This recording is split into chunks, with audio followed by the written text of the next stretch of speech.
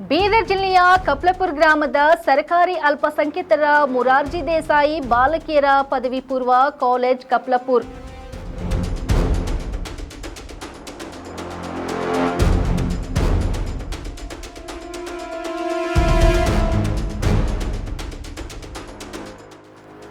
ಶೌಚಾಲಯದ ನೀರು ರೈತರ ಬಾವಿಗೆ ನುಗ್ಗಿ ಬಾವಿಯೆಲ್ಲ ವಿಷದಂತಾಗಿದೆ. ವಾಸನೆ ತಡೆಯೋಕೆ ಆಗ್ತಾ ಇಲ್ಲ. ನಮ್ಮ ಜಮೀನಿನಲ್ಲಿ ಯಾರು ಕೆಲಸ ಮಾಡೋಕೆ ಬರ್ತಾ ಇಲ್ಲ.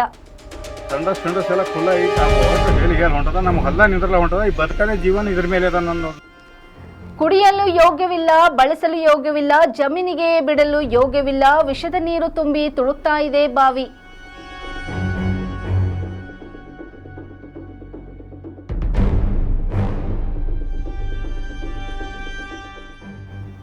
ಬಟ್ಟೆ, ಶೂ, ಪ್ಲಾಸ್ಟಿಕ್ ಸಾಮಾನುಗಳು ಮತ್ತೆ ಶೌಚಾಲಯದ ನೀರು ಹರಿದು ರೈತರ ಜಮೀನು ವಿಷಕಾರಿಯಾಗಿದೆ.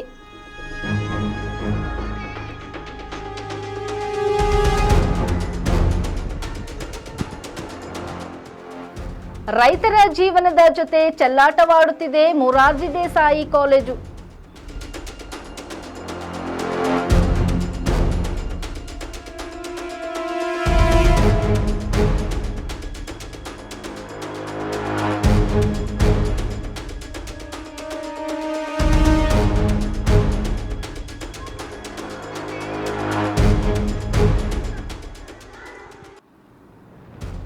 ರೈತರು ಬೆಸತ್ತು ಜೀವನ ನಡೆಸಲು ತುಂಬಾ ಕಷ್ಟವಾಗಿದೆ.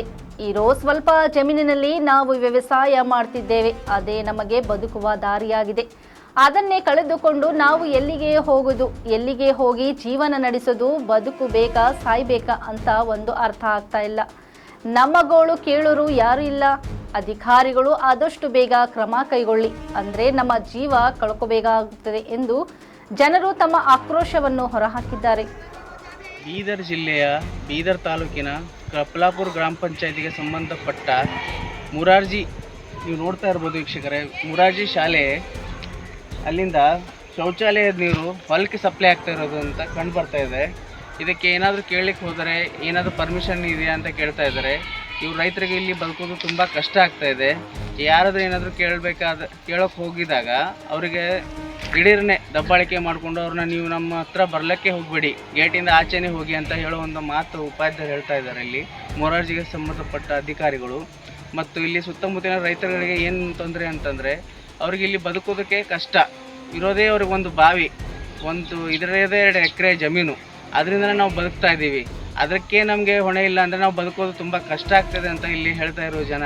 ನೀವು ಬನ್ನಿ ಕೇಳೋಣ ಇವ್ರಿಗೆ ಏನು ಸಮಸ್ಯೆ ಆಗ್ತದೆ ಅಂತ. ನೀವೇ ಕಣ್ಣಾರೆ ಕಾಣ್ತೀರಾ ಸರ್, ಏನು ತೊಂದರೆ ಆಗ್ತದೆ ಇಲ್ಲಿ? ಏನಿದೆ ಸರ್, ಇದು ಪೂರ ಬಾತ್ರೂಮ್ ನೀರು, ಸಂಡಸ್ ರೂಮ್ ಎಲ್ಲ ಹೋಗಿ ಕೆಳಗಡೆ ಬಾವಿ ಇದೆ ರೀ. ಆ ದಾರಿ ಕೊಟ್ಟರೆ ಬಾವಿ ಇತ್ತು, ಆ ಪೂರ ಎಲ್ಲ ಹೊಳ್ಳಿ ಬಾವಿದೊಳಗೆ ಬರ್ತದೆ. ಆ ಬಾವಿದಾಗ ಬಿದ್ದ ತಕ್ಷಣ ಏನಿರ್ತದೆ, ಪೂರ ನೀರೆಲ್ಲ ಗಲೀಜಾಡ್ತಾವೆ. ಆ ಬಾವಿ ನೀರು ಕುಡಿಯೋಕ್ಕೂ ಬರೋಂಗಿಲ್ಲ, ಬೇರೆ ಬಳಸೋಕ್ಕೂ ಬರೋಕ್ಕಿಲ್ಲ ಆಗ್ತೈತೆ. ಮತ್ತು ಅಲ್ಲೆಲ್ಲ ಸ್ಮೆಲ್ ಎಲ್ಲ ಅದು ಅಲ್ಲಿ ಹೋಗೋ ಬರೋರಿಗೆಲ್ಲ, ಅಲ್ಲಿ ಕೆಲಸ ಮಾಡೋರಿಗೆಲ್ಲ ಸ್ಮೆಲ್ ತುಂಬ ಸ್ಮೆಲ್ ಬರ್ತದೆ. ಅಲ್ಲಿ ನಿಂತ್ಕೊಳ್ಳೋಕ್ಕಲ್ಲ, ದಾಟ್ ಹೋಗೋಣ ಆಗಂಗಿಲ್ಲ. ಮತ್ತು ಅಲ್ಲಿ ಏನೋ ಯಾರು ಕೆಲಸಕ್ಕೆ ಹೋಗಿದ್ರೆ ನಿಮ್ಮ ಅಲ್ಲಿ ಕೆಲಸ ಬರೋಂಗಿಲ್ಲ, ಏನು ಮಾಡೋಂಗಿಲ್ಲ, ಅಲ್ಲಿ ನೀರು ಕೊಡೋಂಗಿಲ್ಲ. ಬಟ್ ಏನು ಮಾಡೋಕ್ಕೆ ಬರ್ತಾಯಿಲ್ಲ. ಇವ್ರಿಗೆ ಕೇಳಿದ್ರೆ ನಮ್ಮಲ್ಲಿ ಏನು ಕೇಳಕ್ಕೆ ಬರೋಬಿಡ್ರಿ, ಹೋಗಿ ಮ್ಯಾಲೆ ಹೋಗಿ ಕಂಪ್ಲೇಂಟ್ ಮಾಡ್ಕೊರಿ, ಅವ್ರಿಗೆ ಕೇಳ್ಕೊರಿ, ಇವ್ರಿಗೆ ಕೇಳ್ಕೊರಿ ಅಂತ ಹೇಳ್ತಾರೆ. ಅವ್ರಿಗೆ ಕೇಳಿದ್ರೆ ನಿಮ್ಮಲ್ಲಿ ಏನದ ಪರ್ಮಿಷನ್, ದಾರಿ ಇದ ಹಾಗೆ ಹೋಗ್ತದೆ ಅಂತ ಹೇಳ್ತಾರೆ. ಬಟ್ ದಾರಿ ಪಕ್ಕದಾಗೆ ಬಾವಿದ ಪೂರ ಒಡೆದು ಬಾವಿದ ಒಳಗೆ ನೀರು ಅಂತ, ಅದು ಸ್ವಲ್ಪ ಕಟ್ ಕೊಡ್ರಿ, ಏನಾರ ಮಾಡ್ಕೊಡ್ರಿ, ಅದು ದಾರಿ ಮಾಡ್ಕೊಡ್ರಿ ಅಂದ್ರೆ ಯಾರು ಕೇರೆ ತಗೋತಾ ಇಲ್ಲ. ಇದು ಸುಮಾರು ಎಷ್ಟು ದಿನದಿಂದ ಈ ಸಮಸ್ಯೆ ಅನುಭವಿಸ್ತಾ ಇದ್ದಾರೆ ಸರ್? ಶಾಲೆ ಯಾವಾಗ ಸ್ಟಾರ್ಟ್ ಆಗಿದೆ ಅವಾಗಿಂದ ಎಷ್ಟು ವರ್ಷ ಆಯಿತು? ಸುಮಾರು 4-5 ವರ್ಷ ಆಯ್ತು. 7 ವರ್ಷದಿಂದ ಇದೇ ತೊಂದರೆ ಅನುಭವಿಸ್ತಾ ಇದೆ. ಫಸ್ಟ್ ಸ್ಟಾರ್ಟಿಂಗ್ ಇಂದ ಇದೇ ಇರುತ್ತೆ ಸರ್. ಇದಕ್ಕೆ ಸಂಬಂಧಪಟ್ಟ ಅಧಿಕಾರಿಗಳ ದೂರ ಏನಾದರೂ ಕೊಟ್ಟಿದ್ದೀರಾ? ಹೋಗಿ ಕೇಳಿದ್ರೆ ಆಯ್ತು ನಾವು ಇದು ಮಾಡ್ತೀವಿ ಅಂತ ಹೇಳ್ತಾರೆ. ಬಟ್ ಅವ್ರು ಹೇಳಿದ್ರೆ ಆಯ್ತು ನಾವು ಇದು ಮಾಡಿಸ್ತೀವಿ ತಗೋರಿ, ಹೇಳ್ತೀವಿ ತಗೋರಿ ಅಂತಂದ್ರೆ ಇವ್ರು ಅಂತಾರೆ. ಇವ್ರು ಕೇಳಿದ್ರೆ ಅದು ಇನ್ನೂ ಯಾರು ಇದು ಮಾಡಿಲ್ರಿ ಅಂದ್ರೆ ನೀವು ಹೋಗಿ ಅಲ್ಲಿ ಕೇಳ್ಕೊರಿ ಅಂತ ಪಂಚಾಯತ್ ನಿಮ್ಮ ಪಂಚಾಯತ್ ಕೇಳ್ರಿ, ಅಲ್ಲಿ ಕೇಳ್ರಿ ಕರೆಕ್ಟಾಗಿ ಯಾರು ಹೋಗಿ ಇದು ಮಾಡ್ತಿಲ್ಲ. ಇಲ್ಲಿ ಏನದ ಈಗ ಇವಾಗ ಹೋಗಿ ಬರೋಕ್ಕೂ ನಮಗೆ ಇದಕ್ಕೆ ತೊಂದರೆ ಆಗ್ತದೆ. ಮತ್ತು ಇಲ್ಲಿ ಬೇರೆ ಯಾರಿಗೂ ಬರೋಕ್ಕೂ ಹೋಗೋಕ್ಕೆ ಇದಾಗ್ತದೆ. ಪೂರ ಬಾವಿ ನೀರು ಬಿಟ್ಟು ಪೂರ ಗಲೀಜಾಗಿ ಬಾವಿನೂ ಸುತ್ತಮುತ್ತ ಇದೆ ಕೊರ್ಕೋತಾ ಇದೆ. ಆ ರೀತಿ ಆಗ್ತದೆ ಸರ್. ತಮ್ಮ ಹೆಸರು? ರಾಜ್ಕುಮಾರ್ ಸರ್, ಏನು ತೊಂದರೆ ಆಗ್ತವೆ ನಿಮಗೆ? ಇದೇ ರೀ, ಹೊಲಸ ನೀರೆಲ್ಲ ಹೊರಗೆ ಹೊಂಟವೆ, ಎಲ್ಲ ಬಾವಿಗಳದಾಗ ಇಳಿತವೆ. ಅವರು ಕುಡಿಯೋದು, ನಾವು ಕುಡಿಯೋದು, ನೀರು ಕುಡಿಯೋಕೆ ಬರ್ಲಿಕ್ಕೆ ಆಗಲಿಲ್ಲ ಸರ್. ಅದ್ರ ಕಡೆದೇ ಇದ್ರ ವ್ಯವಸ್ಥೆ ಏನಾರ ಮಾಡಿರಿ ಅಂದ್ರೆ ಮಾಡಲು ಹೊಂಟ್ರೆ ಯಾರು ಮೈ ನೋಡ್ತಾರೆ ಸರ್. ಅದ್ರ ಕಡೆ ವ್ಯವಸ್ಥೆ ಮಾಡ್ಕೊಡ್ಬೇಕಂತೇಳಿ ನಿಮ್ಮ ಮೇಲೆ ಕೇಳ್ಕೊಂಡು.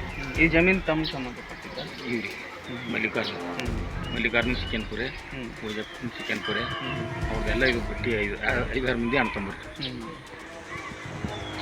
ಇದು ನಮ್ದೆಲ್ಲ ಬಾಜು ಪಕ್ಕದ ಹೊಲ ಅದ ಸರ್. ಎಲ್ಲ ಇದು ತುಂಬಂದ್ರೆ ಎಲ್ಲ ಬಾವಿಗೆ ಇಳಿತವೆ, ವಾಸನೆ ಹೊಂಟದೆ, ಇರ್ಲಕ್ಕಾಗಲ್ಲ.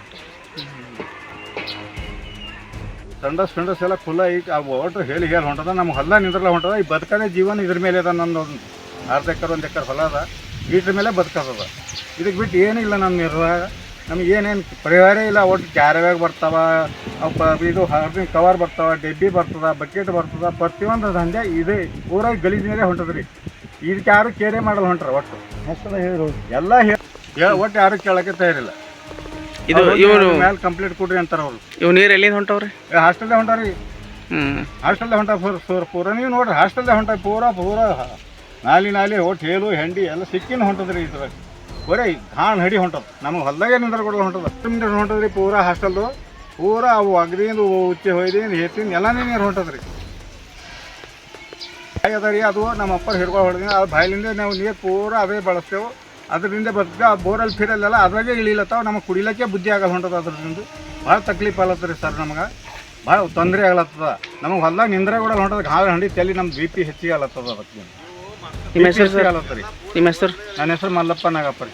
ನಮ್ಮ ತಲೆ ಹಿಡ್ದದ. ನಾವು ದಂಧೆಗೆ ಬರಲೇವಲ್ಲ ಸರ್. ನಮ್ಮಲ್ಲಿ ಏನು ಕುಡ್ಲ್ಯಾವ ನೀರು ಸಂತೆ ಕುಡಿಲೇವ. ನೀವು ಎಲ್ಲಿಂದ ಭೀ ತಂದು ಹಾಕಿ ನಿಮ್ಮ ಹೊಲ್ದಾಗೆ ನೀರು ಕುಡಿಲೇವ ಅಂತ ಹೇಳತ್ತಾರ.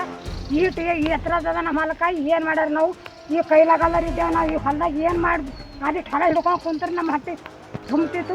ಈಗ ಅದು ಬಂದ ಮೇಲೆ ಯಾರು ಬರಲ್ಲ ಹೊಂಟ್ರ. ಈಗ ನಮ್ಮ ಹೊಲಕಾರ ಯಾರು ಬರಲ್ರಿ. ನಾವು ಏನು ಮಾಡ್ಯಾರ ಹೇಳ್ರಿ. ಸರ್ಕಾರಿ ಅಲ್ಪಸಂಖ್ಯಾತರ ಮೊರಾರ್ಜಿ ದೇಸಾಯಿ ಬಾಲಕಿಯರ ಪದವಿ ಪೂರ್ವ ಕಾಲೇಜು ಕಪ್ಲಾಪುರ್ನಲ್ಲಿ ಇಲ್ಲಿ ಶೌಚಾಲಯದ ನೀರು ನಾಲೆ ಮುಖಾಂತರ ಜನರ ಜಮೀನಿಗೆ ಬಿಡೋಂಥ ಒಂದು ಮಾಹಿತಿಯನ್ನು ಕಂಡು ಬಂದಿರುತ್ತದೆ. ಇಲ್ಲಿನ ಜನರು ಬೇಸತ್ತು ಹೋಗಿ, ಸ್ವಾಮಿ ನಾವು ಇರೋದೇ 1-2 ಎಕರೆ ಜಮೀನು, ಅದರಿಂದನೇ ನಾವು ವ್ಯವಸಾಯ ಮಾಡಿ ಬದುಕ್ತಾ ಇದ್ದೀವಿ. ಆ ನಾಲೆ ನೀರು ಮುಖಾಂತರ ನಮ್ಮ ಬಾವಿಗೆ ಬಂದು ಬೀಳ್ತಾ ಇದೆ.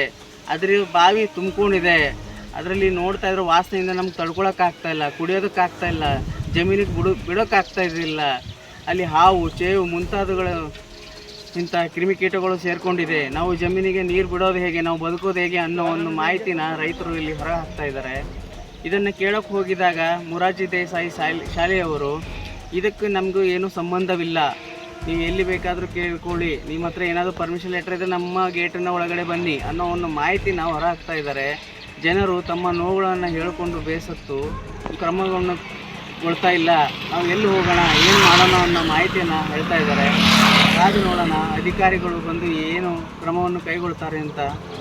ಕ್ಯಾಮ್ರಾಮ್ಯಾನ್ ಮಹೇಶ್ ಜೊತೆ ಸಿದ್ದೇಶ್ ರಿಪೋರ್ಟರ್, ಕದಂಬ ನ್ಯೂಸ್, ಬೀದರ್.